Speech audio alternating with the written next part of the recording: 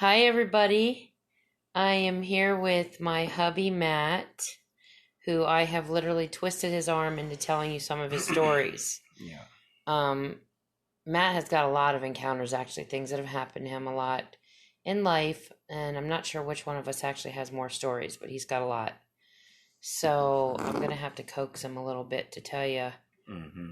Well, I'm going to have to tell you, or I'm going to have to remind him which stories I want him to tell you about to start. So, the first one I would like you to start with is drum roll. What was the one we were talking about initially? Oh, what the recording in my mother's Yes, the basement? recording in his mother's basement. I want that one. Tell the listeners about Okay. that recording. Well, it's about like 95, 96. I'm about 18 or so. Had a younger brother. I still have a younger brother. He was 12 years younger than me, so he was like 6, 7 years of age. So he's just a little dude running around, and I was pretty active with him. And I had one of those old cassette recorders, like the G-Shock, whatever the heck they were called. And for a while there, I was kind of obsessed with it. It was like one of the Walkmans, and it had a recording feature, and got some blank cassettes from Radio Shack, and I would make recordings of myself, and with a good amount of of static in front of it, and I would hide the recorder somewhere so that when you would hear my voice, my younger brother would go to it and I wasn't there. And then I would pop out and scare him from some other Because place. he's evil. No, I had a lot of fun with my younger Both of brother. his brothers, Yeah, well, actually. and my older brother, he was 8 years older than me. So my mom had a way of spacing us out. Mm-hmm. So, those are other stories with my older brother. But I will add though he did give his older brother an ulcer because he scared him so much. He would drop out of trees and all kinds of horrible well, stuff. you gotta understand something is that when I was 8, he would have been 16. So all I had as a weapon was psychological torture, Mhm. and my torture was basically scaring my older brother, who at the time, this is in the 80s, he was scared to death of Chucky. And he would always call me, that whatever that Chucky doll's name was, like Tommy Boy or whatever the heck it was. And there were many times that I would be under his bed for hours or hiding in his one room. He had this rack that he would dry his clothes on after he did laundry. We didn't have a dryer. So he had one of those pull out accordion like drying racks for clothes, and I was a small kid, so I could hide inside of Oh there. my god. And the one time he pulled off like a piece of his underwear, and my face was right there, and I That went, is so awful. Chucky, and You're sick. my older brother had like a psychic break that day. Yeah. Because he had like a double scare. Like he went, ah, and then looked at me again, and looked at me, and then went, ah, Should have again. painted your face. Even like went, a- oh my god, he went nuts, and then he started repeatedly hitting me inside of this rack. I couldn't get out of it, so now I'm like rolling around inside the rack trying to move. I probably broke it, who knows? But I finally got the heck out of there as he's like whipping me with hangers and stuff. But It's okay, guys. I get him back now. I hide in the shower sometimes. And yeah, you I do. close the shower curtain when he comes home from Whenever work. the It's shower, all black. and- whenever the shower curtains closed, I always think you're inside. But I have had, there was a couple good ones. When we're inside the door, I'll hide. And it's like always pitch black, or I'll get on the floor and I'll And grab your his face is ankle right- yeah. when he's going by. So I get it back. Okay, so go ahead with, Okay, the okay. recorder story. Well, okay. Recording. I was in my mother's house. We would run around. It had almost like an island set upstairs, and then you could run around for a bit, and then you could kind of dart down into the basement. And the basement was all finished. It was nice. It was carpeted and stuff.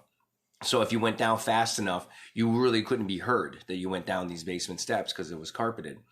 So I'm trying to run around. I'm trying to get some distance between me and my little brother, and I'm recording this whole thing because I thought it was hilarious because we would listen to it later on, and we would both get a chuckle.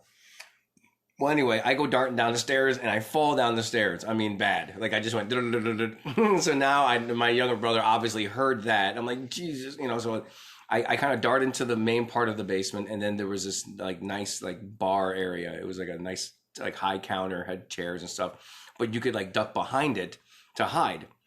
So the lights are off. I didn't turn the lights on because, you know, you want to deter the little person from going down into the cellar. And the best way to do it is leave it dark. And the basement was black. I mean, basically the windows were blacked out. I mean, it was a dark area down there. So I get down in there, I dart in, I still got the recorder on, right? So the light goes on, little footsteps come down the steps. Okay, I'm, you know, holding my breath, you know, not making any noise. Finally, I jump out, scare my little brother. Okay, we have a little giggle. We go up the steps and we're kind of reviewing the tape. You know, we're sitting in the living room, you know, on the carpet, and you know, he's got his trucks and stuff, which he used to, you know, dig when he was little like, I think they're like little tots. I forgot what the brand was, but he had almost everything you wanted to have as a kid. So we're sitting there, and I'm going over the recording, and you hear us running around the house. You hear me fall down the stairs and cuss. You hear me dive behind the bar area, and on the recording, just clear as day, you hear in this like gurgled kind of like dark voice, you hear "nice trip," and I just kept rewinding this, playing it again, and you hear the silence of me hiding, then you hear "nice trip," then you the silence again, and then you hear me scare my little brother, and we listened to that for years, and I think my younger brother still has the tape. Because he got into well, with the same thing with the EVPs that we picked up at Euclid. Yeah. With the name James. Yeah, we picked up some. We were doing the Get Out. We got into the ghost box for a while. We started doing that to see if we could pick up anything. And Kevin, that's the name of my younger brother. He has all these audio programs and filters, and he was able to actually isolate those EVPs, which that was what it was in '95. But nobody was doing that stuff. You know, yeah, he got into sound equipment and stuff, so he could isolate stuff really well. But pulling out, it was clear as day. Like somebody was right next to me saying "nice trip." I mean, it was the most a real bizarre, demonic type voice. But that basement also was an interesting basement. Well, he had the basement. It was all redone. It was beautiful because that's when we started dating. We would stay down there, and it was like his own apartment, really. And his brother Kevin also used it as his room when Matt left, and he had sleep paralysis stuff going on down there. Yes. And then there was a time when you had an encounter, almost like an alien type of encounter. Well, yeah. To put some context to that is that I got real deep into like the movies like Communion and Fire in the Sky. And I was reading books, Carlos Castaneda, like dreamscaping and shamanism, and getting into cyberscybernetics and biofeedback, and you know, doing just different meditation things where you're lowering your body temperature or lowering your heart rate.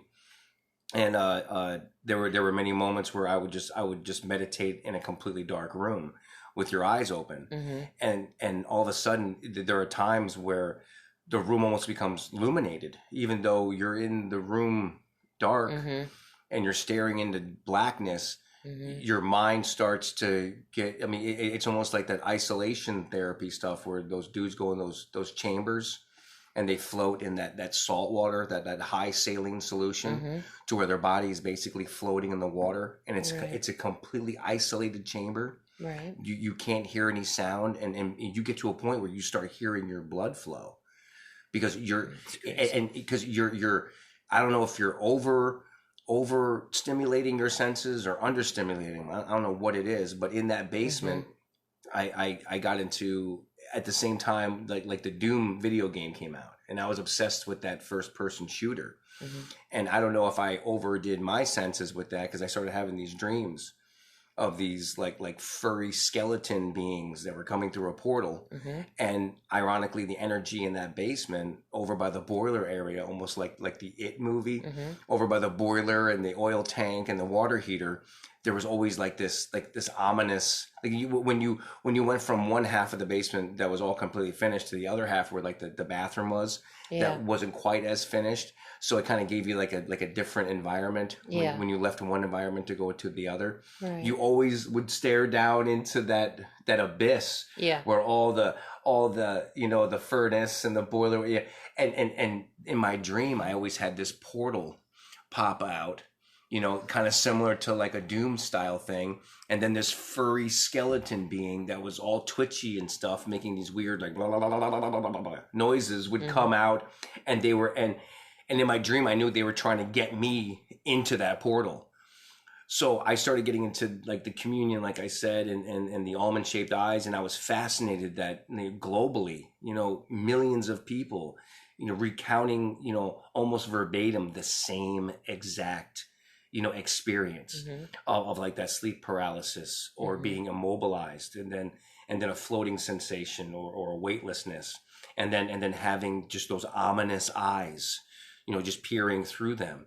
It kind of got to this weird thing where I don't know, that image just kept just popping up in my head at that time. And there was this night where I'm alone in the basement and I'm watching TV. And the interesting thing about that basement is that there were doors everywhere. Like it had that knotty pine, and then there was like 4 doors that you could exit from this room. And I've always been a person that I close everything. I don't like open doors because it always gives you that idea that something's looking into you that you can't see because they're shielded in the darkness, and in my opinion, darkness breeds stuff. I mean, there's a reason why we're afraid of it. There's a reason why we have a healthy, apprehension of the dark, is because there's power in that darkness, right? That is beyond our ability to contend with, and I don't, and in my opinion, you can pray, you can have charms, you can try to do spiritual wards and stuff, but there's a reason why we sleep at night and we're around during the day doing stuff, because our power base is in the light, and we absolutely know that there's something in the darkness. Right. I mean, without a doubt. Yeah. And those tales and those stories and all that, they're handed down from generation to generation since we've been, conscious as beings. A lot of entities come out at night. Right. And the thing is that I've gotten to a point now where there's truth in all of those stories. Yeah. I believe our imagination and the concepts that we create can only go so far. Right. At some point, people saw these things or felt these things or experienced these things. Right. Otherwise, because I mean, we're very visual and pretty concrete people. We have imagination and such, but I think it originated from somewhere. Right. Like the age of that's magic. Being proven now with all the sightings and experiences that people have had. It's being proven. Right. But that night, I had a door that was open. And it happened to be a door that was behind me because of the way the basement was set up. I had the couch, and then over my left shoulder, there was a door maybe about, I'd say maybe 30 feet away, and the door was open. And it kept bothering me that the door was open. And I was watching probably something on the supernatural, because I was also a kid in the 80s that had all the Mysteries of the Unknown Time Life series books. I wanted to be a parapsychologist. I was fascinated with like sea serpents and just some of the entities that, just like different lore of cultures, like even with the sleep paralysis and the succubus and the witch woman that would come, the hag, that would come and kind of rest at the edge of your bed, and try to draw energy from you, or like cats that would suck the life out of babies and stuff, like all these different lores. Is like you understand, like the Cheshire Cat is based on that. That's odd. That's what Chandler saw with me. Do you remember what she told us? She saw, when I was going through all that fatigue, she said she saw a cat. And I caught a glimpse of it out of her peripheral, and then she really saw a good sighting of it a couple of different times with me. It was like something was attached to me that was feline.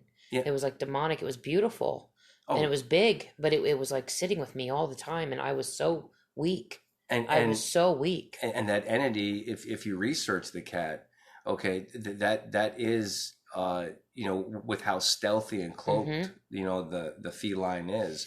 They're an energy sucker. Like they will, because it worked. They and so where does those stories come from? They have to come from somewhere. People have experienced this stuff. Too many cultures all over the world.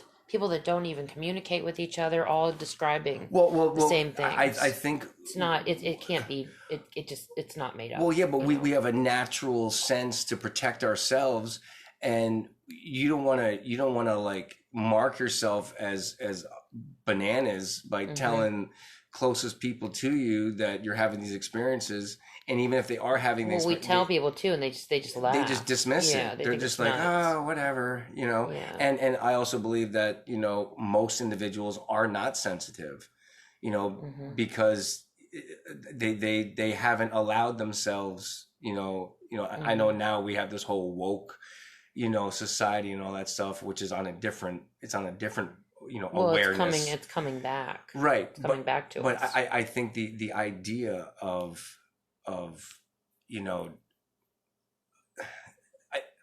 not a grander, but like the veil, whatever it is, or wherever we are in our species, like I believe that it's almost like a fourth wave. I've told you before about the different waves of man. Yeah. The first wave was agricultural, the second was industrial, the third was technological, and the fourth is spiritual. Right. And once we understand the energy and the strength of consciousness, like people talk about the speed of light. Well, what about the speed of consciousness? Like if you could just visualize or imagine or have a mind's eye of where you want to be, you could be there That's what instantaneously. they say. People have had near-death experience of instantaneously. Yeah. So the whole thing with like quantum entanglement, when you have two particles that are intertwined, they're entangled, is that when one, let's say you have negative and positive, if one goes negative, the other one will go negative. If one goes positive, so if you were able to take these two particles and separate them by vast distances, they would simultaneously change together. And you might be trillions of miles away from one another. Yeah. So how is that possible? It's almost like a weird, it's the power of consciousness.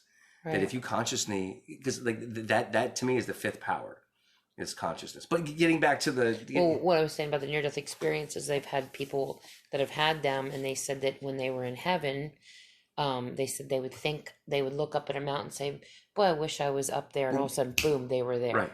Right. So that's I think that's how they travel. Right. It's the speed of thought. Right. It's the speed of thought. Consciousness. Yeah. I mean, and the power that's in our skull, that the untapped. I mean, it's like, I know they say we only use a few percent of our brain power. That's bull crap. Well, that's what they say. Yeah. I don't know who they is. I always say, who is they? Yeah. Who's they? Right. But there are other aspects of our mental states, like theta, beta, alpha, that if you're able to, I mean, monks and dudes like that in Tibet, and some of those, they have done stuff with their bodies, like being completely naked, sitting in the Himalayas in snow, melting the snow, and their body temperature is well over 100 degrees, and they're naked sitting in it's like negative, it's like with the windshield on the mountaintop, it's like -30. And these dudes are completely naked, melting snow, sitting Indian style, and steam is just rising off of their naked bodies. Yep. And it's because they put themselves somehow in some kind of mental state that they're now irradiating so much heat that they don't even need clothing or need food or need water. Which means we could probably heal ourselves. Exactly. Of everything that Of everything. Is it everything that we are, or that we do, or that we is basically a projection of our mind. Right. We project whether we're healthy, or we project whether we're ill. Right. Okay, we project whether we're strong, whether we're weak, and whether we're confident. Okay, that's us. And the surrounding entities that need to keep people, within a certain order, they promote, you not projecting weakness, your higher self. Yeah. Absolutely. They want to keep us asleep, weak, and just, deaf and dumb. Well, the thing is that if you start to promote strength, the higher ups will feel, well, who's going to pick up the trash? Right. Who's going to fix the roads? They've enslaved us. Because if you now are enlightened, you may feel that you won't want to do those jobs. Right. But I believe just the opposite. If you empower everyone, then everyone will take care of their trash. Everyone will fix the road. Everyone will plant the tree. Yeah. Do you see what I'm saying? Yeah. Like there Or at won't, least know how. there won't be like this segregated class system where only certain people are the doctors. Oh, that's a only game to certain them. people, They love to see that, though. Right. People that feel superior. I mean, I've watched, even when I watch the things on the Royals and stuff, I just think, how do we as a society, elevate another human being above ourselves? I don't understand that. How do we do it, and why do we do it? I mean, why are people so enamored with people and the celebrity and the royals and why do we do this? Now, sometimes I can understand that when it comes to sports or to certain accolades, like if someone climbed a mountain, or if someone's a heavyweight champion of the world, something they accomplished, or like through accomplishments, right. like they're an explorer, or they've hit 3,000, whatever, or they hit 600 home runs. Then you give them a hand clap, right? Right. I mean, but you don't adore them to the point where you're crying and throwing your underwear on stage. Like some of that stuff I don't get. It's insanity. I'm like, people have literally, like, we have been conditioned that this is what we're supposed to do. Correct. And we've been conditioned to really, admire, almost worship, idolize. But now, idolization. Imagine with that what you were just saying about like a mass mentality. Mm-hmm. What if there are individuals that are put in certain positions to drive that mass mentality, almost like they have agents that are within concerts or agents within mobs. I'm sure of it. That will all of a sudden be like, get him! Yeah. And then everyone else around is all starts like, yeah, get him! Yeah. So like even with that, with the trying to dumb down people, they also have planted individuals in certain aspects that like I thought this the other day shopping, that what if 2 or 3 people in this shopping center are actual plants that they're supposed to meander around with all kinds of things in their cars just getting in your way, and they don't actually shop. Their job is to just be there, just to mess with you, or just to create certain obstacles. Right. That's their function. Right. And then at the end of the day, they just put everything back in their cart and go back to, and that's their. Nothing would shock me. That's anymore. what I mean, Yeah. and that's how crazy that our almost awareness has gotten to, where people, because there's nothing to trust anymore. So I mean, people believe we live in a computer simulation. People believe this, people believe that. I mean, it's gotten to a point now where it's like, and like the chaos is so palpable and so thick that the higher ups must be just laughing their butts off.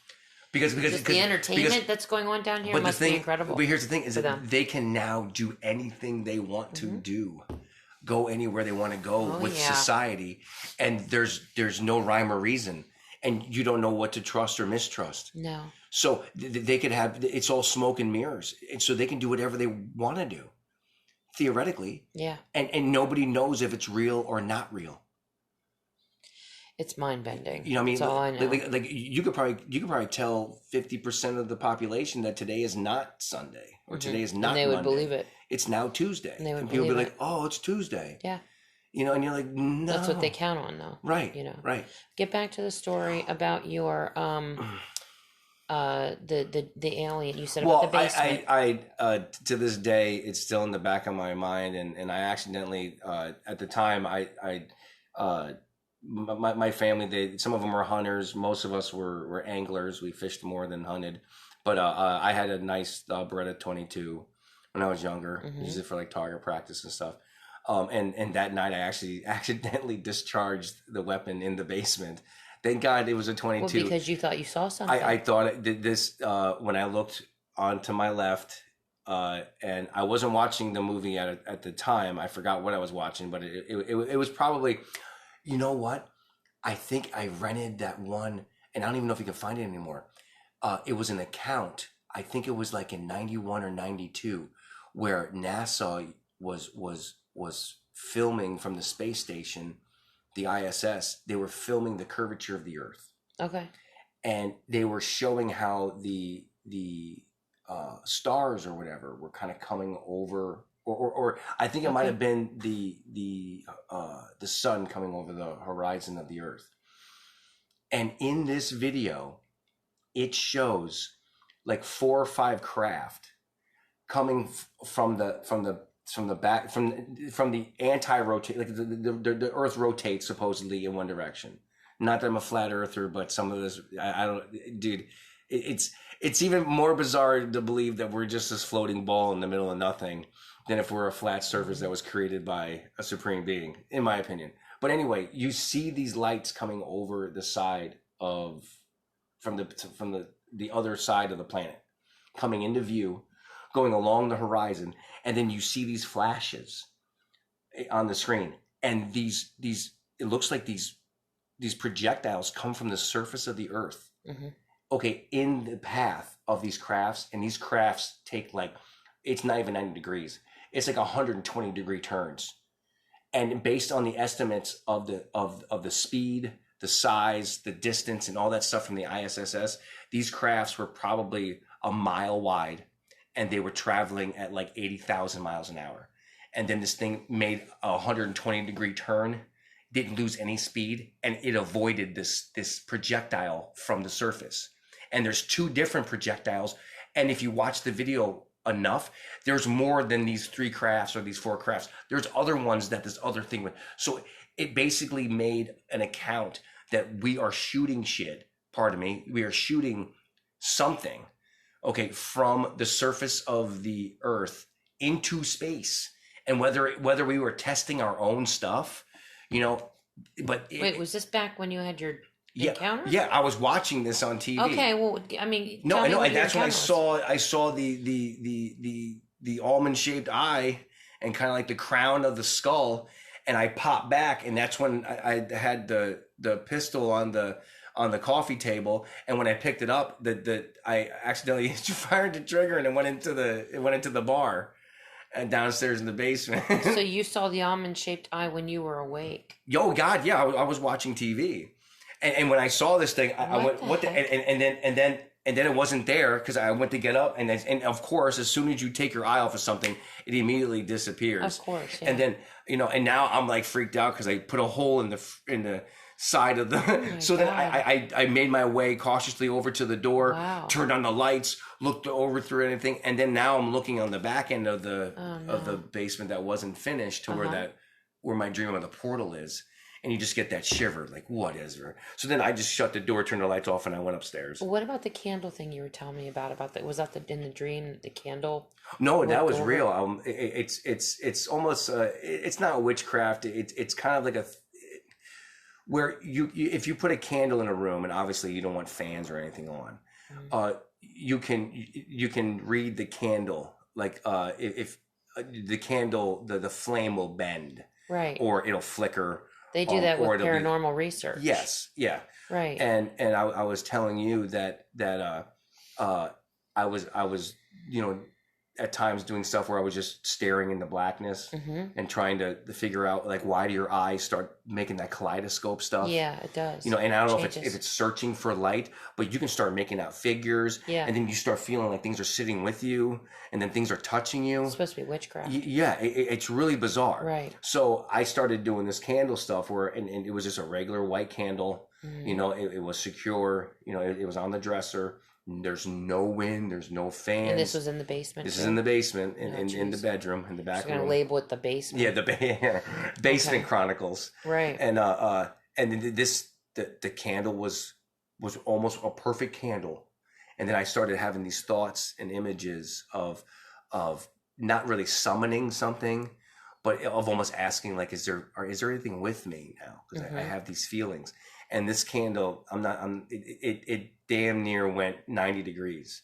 Like it wasn't doing that before. No, it was just a ray. And then all of a sudden we went to the left, to my left. And it was like 70 degrees from vertical or whatever. Right. And it was burning the same way. And it did that for probably a good, like, 20 seconds, 25 seconds. And then it slowly went back to center. And I just That's so wild. Turned on the lights, blew out the candle. Yeah. I'm done. Yeah. Now, what about the, you had a couple stories in Brooklyn or the Bronx. I know there was one you had told me about once where you were little and something had come into the apartment. Well, It was an apartment building that you said people would get divorced in a lot. yeah, and 19. It was house 19 on 198th Street in the South Bronx. I was born in the Bronx, and then when I was about 7, we moved to Brooklyn. Right. And in this house, we lived on the second floor, Mm-hmm. and these houses and apartments were nice places. I mean, it was a decent size. I mean, my mom, my brother, and I, we lived there at the time. Kevin didn't exist at the moment, and the apartment upstairs, I think we lived in that place for like 11 years or 12 years or something. That long? Yeah. Wow, that's yeah. a long time. Well, I mean, I was born there, and we left. I think I was 6. Yeah, I wasn't 7 yet because I think I started third. I was my mom put me in school early Mm-hmm. to get me out of the house because I was a little problematic. I can imagine. Yeah. He used to lock his babysitters out of the building when Well, his mom said that they weren't allowed to leave, so they go Exactly. outside to get on a phone call, and he would lock them outside and just sit in there and laugh. yeah, and then I would go to the Call his mom. because we had a balcony. He We, was no, we, bad. well, no, we never called anybody. Oh, did you just wait for her to get home? Well, I waited for my brother to get home. Mm. But there was a balcony there, and they'd be yelling at the balcony, and sometimes the boyfriend would be like, "Oh, I'm going to climb up there," and I'd be like, "Well, try it. I'll just lock the He gate. was such a I'll brat. just lock the gate to the He balcony." hasn't changed buddy. much either over all these years. He That was- torments me. That was awesome. Now his psychological torture is directed towards his well, wife. no, you now use it on me. Okay, so tell me about the story about the Bronx. Well, no. Supposedly, what happened, and my mother, this is when my mother, like I was just a baby, Mm-hmm. and that's another story too, where I was a baby, and Well, and stick to this one first. this crazy dog got into the house, and this dog was like, and back then, man, we had like urban wolves, like Dobermans and stuff. Like it was nuts, like living in New York I remember City you at the telling me time. about that. Yeah. And I was just a little baby, and this dog was being chased because like down like a block away was this huge junkyard, yeah. and they had like these vicious dogs in this thing, and I guess one of these dogs got out, Oh my god. and it came barreling down the street. Okay, got into like, your house. ran right into our house, went up the steps, went into our apartment. Somehow the door was open, which almost it never was. Went into my room and was sitting at my. I told you your part. And then everybody, and then my dad and Ellie tried to his best friend. Whenever they tried to get him come into the room, the dog would go friggin' bananas. But he would just go loved you. nuts. He was calm And with the you. dog, and they were freaking out because I kept putting my hand through my crib You were to touching like the dog. trying to reach out to the dog, and they thought the dog was just going to rip my arm off. So they finally just pig piled the dog, Oh my god. and the dog was just vicious, and that was a story I always heard. Well, and now let's get into But like this there was a foyer when you walked into like the apartment. Yeah. There was like this main area like where you put your umbrellas and your jackets and stuff, and it was almost the size of like this little nook we got that we're sitting at right now. Yeah. You know, like maybe like 10 by 10, and there was a ceiling, and it had this nice like kind of like chandelier thing. Mm-hmm. You know, like a nice ceiling light. Mm-hmm. Nothing ever wrong with this part of the house. Well, I guess the apartment upstairs, which was equally as nice. Yeah. Okay, I mean, for as nice as it could be in the South Bronx, but I guess like 3 newlyweds had gotten married, moved into the upstairs apartment, and then within a year they were done with each other. Yeah. Like 3 different groups of people, and I remember the last group of people. It was interesting. They were newlyweds, like let's say group number 4, Mm-hmm. couple 4, and they were happy as pigs in poo. Because what happened was this foyer area, the whole ceiling collapsed, caved in. Oh my god. If there was anybody in the foyer, they would have gotten pretty messed up. Right. You know, if you were a young child, you probably would have gotten killed. Mm-hmm. But my mom said that when that happened, that's when she started seeing like a shadow person in the hallway. And we had this long hallway in this apartment. It was long. I mean, I used to ride. So my everything big was wheel. okay till then. Yeah, everything was okay with my parents until But then. people kept getting divorced above. Yeah, Until this happened. So this thing fell in, and my mom always said that like if you walked up the steps to our door, there were steps off to your right going to the third apartment's door. She Okay. said that whenever she went into our apartment, she could feel something on the steps staring at her.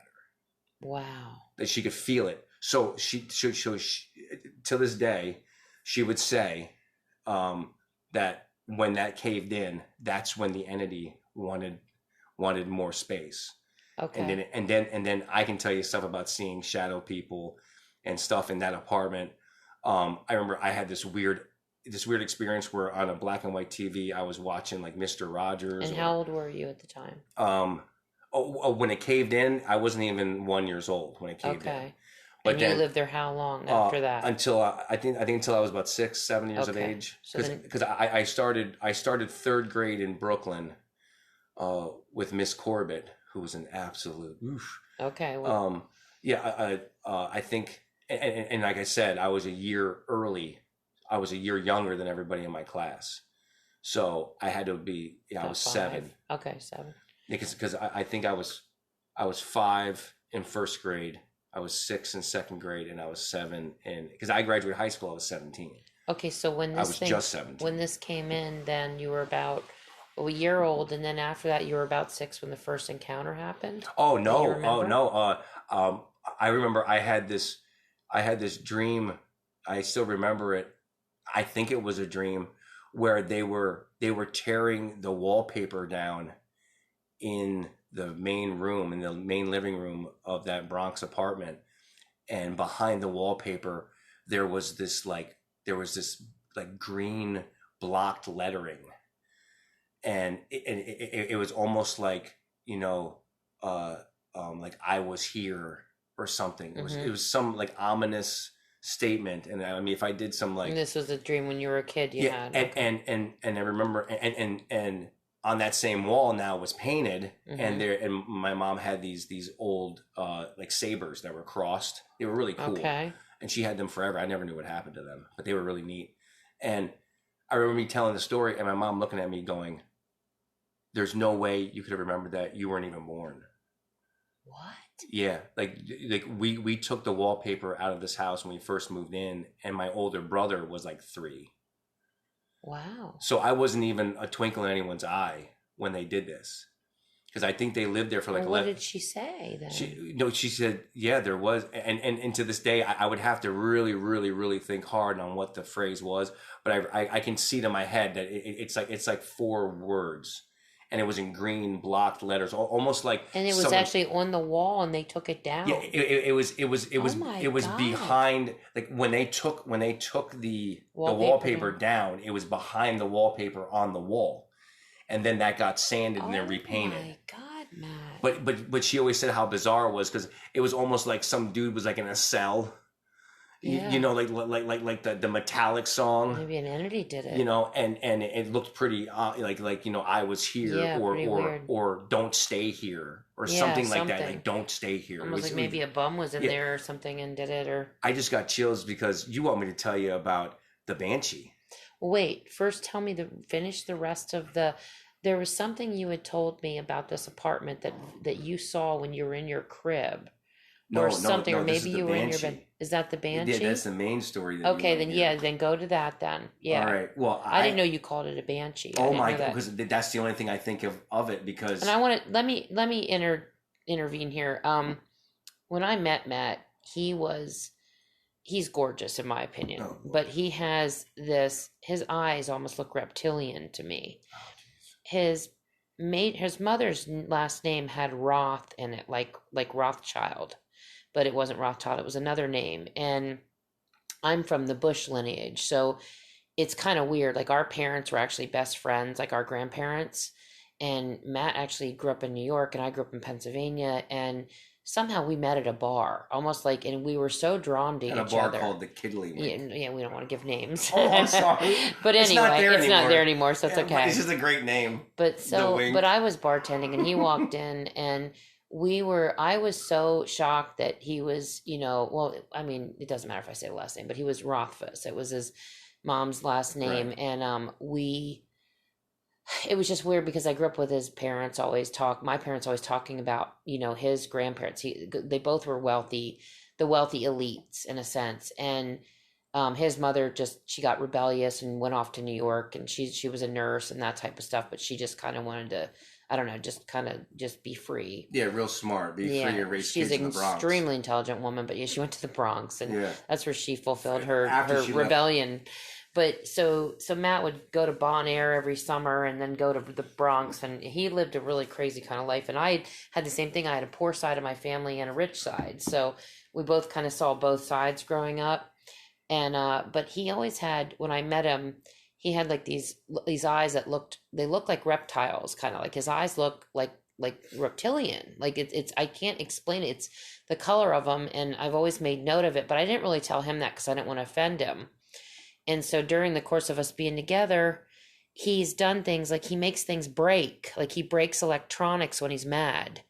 And he does this stuff. He's got like these abilities. And, it's crazy, some of the stuff. And we've both had so many encounters. And, I don't know if there's a bloodline there, if there's something going on with, because of where we, our bloodlines. And I believe, it doesn't matter if you have a bloodline of demons or whatever. If you choose God, you still choose God. We both love God, and we won't even get into all that stuff. But it was always strange to me that he had these abilities, and just his eyes and everything, and then last name. And then he was talking about the dog coming in and sitting at his crib. It was like the omen. It just kind of struck me. I was like, boy, this is really weird, so, because we both, ever since we've been children, have had just incredible amounts of encounters and experiences, and just wacky things and it continues to this day. I just had one the other day, which I'll tell you about after he's done with his story. But go into the Banshee. Go into tell me what you're going to say about that. It's the same apartment in the Bronx. This is probably I'm probably like maybe 4 or 5, and I used to have horrendous pains in my shins. I mean, I remember I had Bengay on me all the time when I was a kid, especially when like there was lightning storms. Like I was almost like like Benjamin Button. Right. Like I had that old man's thing. Like if it got too moist outside, or like the rain was coming, like I know it's going to rain. Yeah. My honest to God, from my knees to my ankles, it would feel like somebody beat the crap out of my shins. It was awful. And what my mom used to do, and that's how I started getting into poetry in a sense, because like the Skeleton and Armor by Longfellow, and so she would start reading me poetry. Oh, and wow! rubbing Bengay. He writes great poetry. No, but she was like rubbing. Which I'll read someone here sometime. No, she was no. Go ahead. Okay, I'm not ready for all that. Okay. All right, but no, she would rub Bengay on my. She would rub Bengay on my shins and Vicks on my chest. I mean, that was a mess. We all got Vicks up as kids. Yeah, man. Do you know? Did you ever eat it? No, but they told us we could. They told us we could. She would give me like a little teaspoon of Vicks to eat. No, they'd stick them up in our nose. and stuff. Up my nose. They'd put it on your heels and then put socks on you. Yeah. I don't think these people really knew what the rock they were doing. Had no idea. They had no idea. Just go put him in the oven. Maybe he's cold. It's like what the... Just burn it off of him. Anyway. Oh God. It was storming out like nobody's business. Lots of times when that happened to me, my mom, to make it cooler, would allow me to like sleep in the living room on the pull-out couch. Yeah. Which, by the way, the pull-out couch was a death trap. I don't know how many times I almost lost fingers and toes in that damn thing. But I would be on the couch, and I was able to watch TV. And like you'd watch the like Vincent Price stuff. And Vincent Price was the best. Like, you would watch all the and plus, what I used to love doing it too was like Saturday morning, like you had the cartoons and the Kung Fu theater afterwards. Yeah. Anyway, it's storming like a mofo out. Okay, and if you understand, growing up in the Bronx, you had bars on your windows. You had like the H on both sections of your windows, and we had like this little balcony that maybe 2 adults could basically stand at outside. But for kids, you could have like 3 or 4 kids up in there. It was great. Right. And my older brother and I, we'd be out there, and he had like different toys where you could make your own radio, or make your own CB, or do solar panel stuff. Yeah. And so this balcony was usually and the balcony had 2 doors that would come together, and then it had a gate like you would see at a shop like downtown to protect the glass. Right. And that gate was inside of the house. Okay. So that nobody could break in. Just like what I was saying about the foyer, our door to our apartment had a bar that came from the floor to the door. Okay, it's like a deadbolt bar, so you couldn't break into the house. Okay. So everything always got locked down. Everything is always, squared away before you went to bed because you're living in the South Bronx. Right. Okay, Escape from New York, Snake Plissken. It was no joke. Okay. Mhm. It's storming outside crazy. We got the lights down. We're watching TV. Okay. And the TV, like your back, once again, my back is to this, is to this grating for the, Mhm. and it's storming outside. Almost like, the Twilight Zone with like, there's something out the window, something Mhm. on the wing of the Mhm. plane. It's storming and the lights, boom, the lightning is hitting and lighting up the outside part of the whatevers. Right. We're eating food, and I was told to take the dishes in. Okay, and the thing is that this hallway, I would always run down the hallway because the hallway was huge. Okay. And you're a little kid, you get scared, man. So I'm sitting there and stuff's flashing, and I remember that my mom said, when you're done eating, take your dishes into the kitchen. Okay. So I get up and I get my plate and it flashes. I look over at the balcony, and there is a note to this day. It looked like Bob Marley or whatever from, was it Bob Marley, the dude from the Christmas Story, where he's gray? Jacob Marley. Jacob Marley. Bob Marley's the singer. Okay, right. Yeah, Jacob Marley. It's one of the It's from Marleys. Scrooge. Yeah, Scrooge.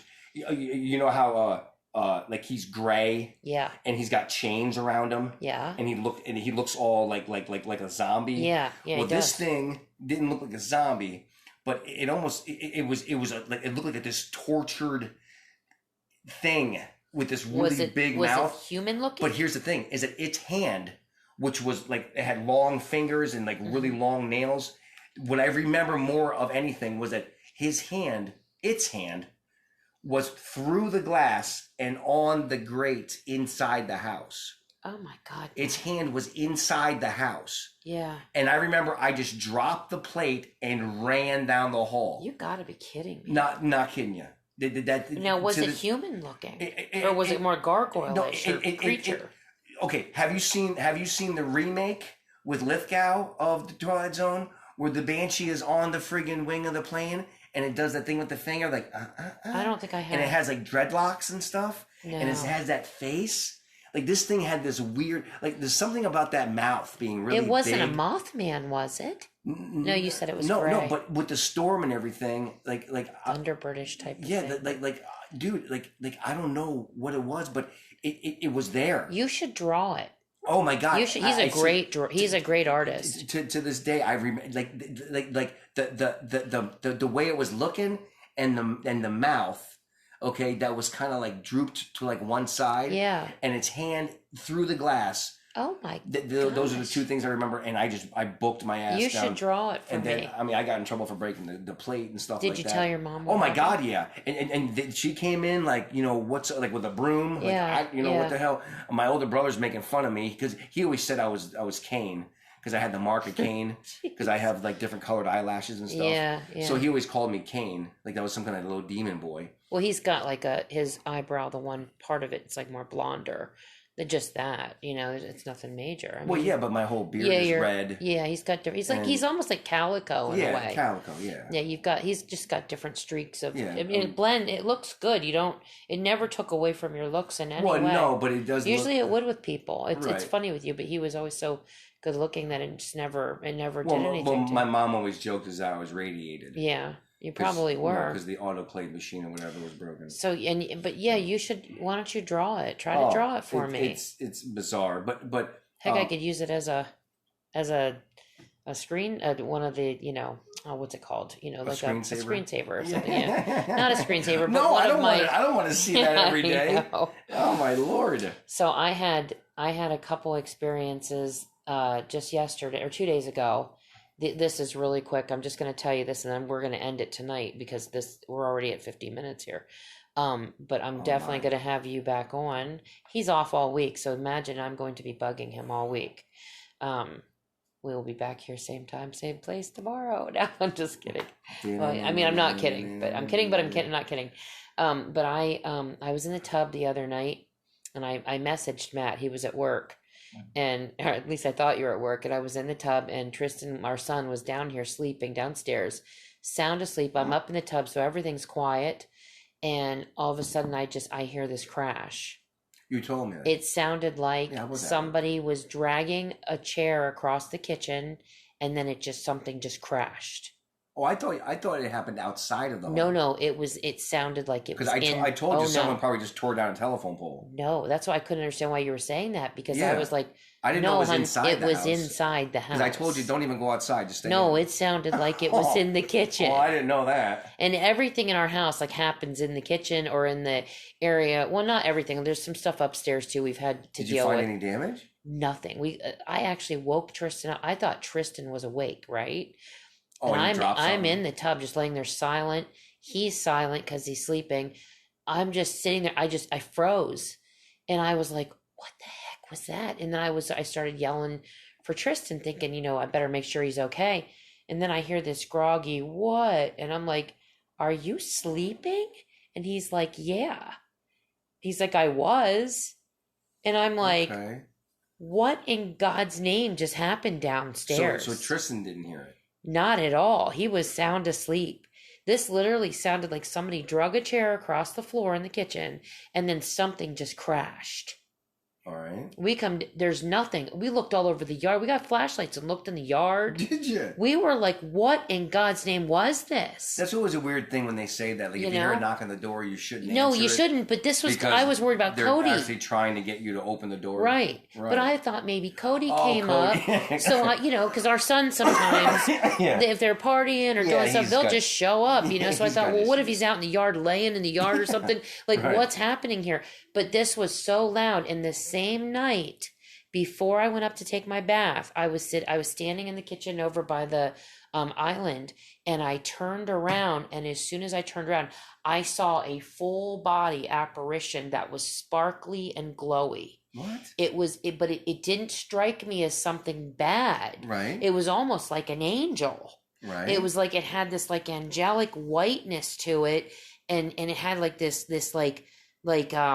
it shimmered, and it was really like pretty, but it was like it was a person. So the same night. It's the same night. It was before I got my bath. I went up because I always take a bath and I take a shower. I kind of just soak and I just like relax, and I get up and I take a shower, and everything's good. But I was just like laying, but this was like right before my bath. I was down here doing stuff in the kitchen, turn around real quick, and there's this hole, and it was like apparating right in front of my eyes. Okay. But it kind of hung for a few. Then it poofed? No, it was like, how sometimes when you think you see something, but it's so quick that you're not, you saw it, but you're you try to convince you. Right. Yeah. This was longer than that. It was a longer, like I saw it, and then it was like glimmering away.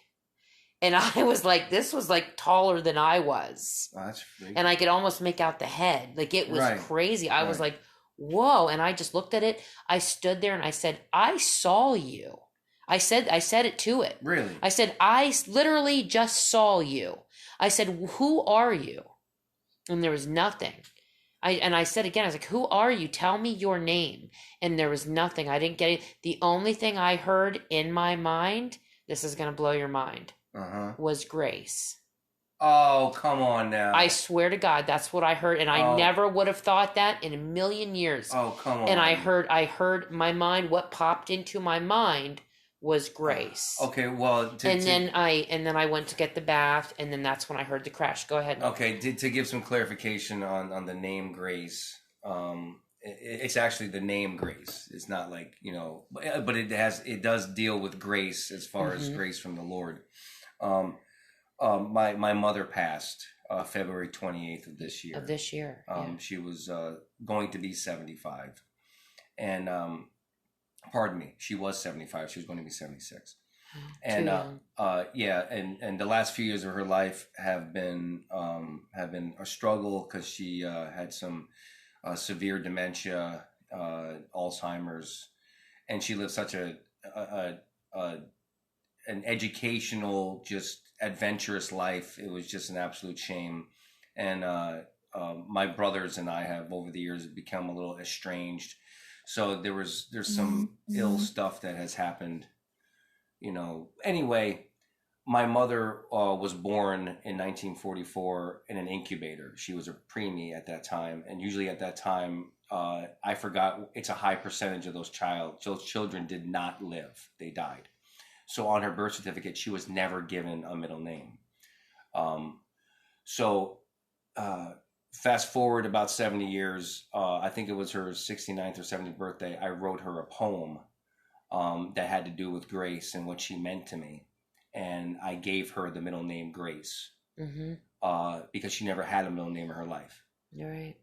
So for Tracy This to is hear, just wild, Matt. just It was, nuts. and it's so weird because I was thinking about. That's just nuts. I was gonna tell the story tonight, and I just remembered the name that came into my head, and I'm sitting here because I didn't even think about telling you that part. That's bananas. And right the night that she died, Oh. I had cupboards that opened on me Yeah, I remember two or that. three times, which was really crazy. So I don't. It was really weird. So I have a feeling. I don't know, but if there's anything telepathic going on there, that's who was here last night or 2 nights ago. Huh. So I think your mom is hanging around possibly, or it could have been something else, but that's what I got. Well, she was trying to get one of them Snicker bars out of Yeah, the probably. freezer. Well, we got to wrap this up. We run out of time. It only gives us about we only have like a 60-minute thing here to do. That's what we're allotted. So I will definitely we'll be doing more recordings this week. Do you have to do a shout out to anybody? Nope, no shout outs, just to Grace.